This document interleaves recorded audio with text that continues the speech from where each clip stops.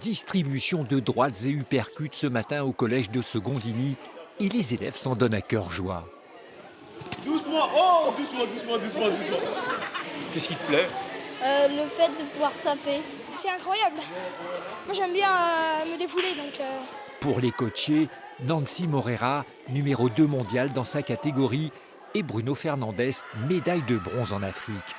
2 boxeurs du Cap-Vert en lice pour une qualification aux Jeux Olympiques.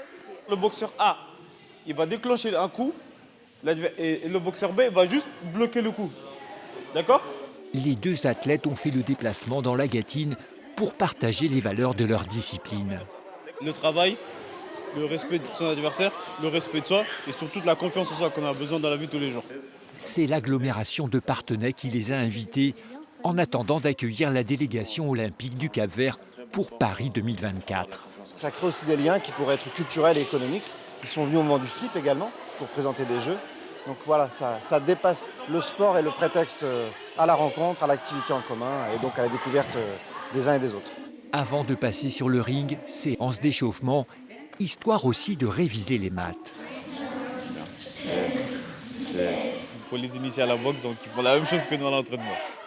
Place au combat, et pour ceux qui pensaient que la boxe était réservée aux garçons, Si, tout le monde peut le faire.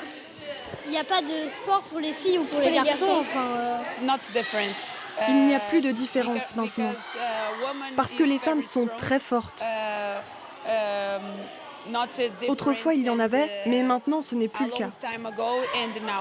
une séance qui aura peut-être déclenché des vocations. Pour les 2 boxeurs capverdiens, il reste encore un tournoi à jouer pour assurer leur qualification aux Jeux Olympiques.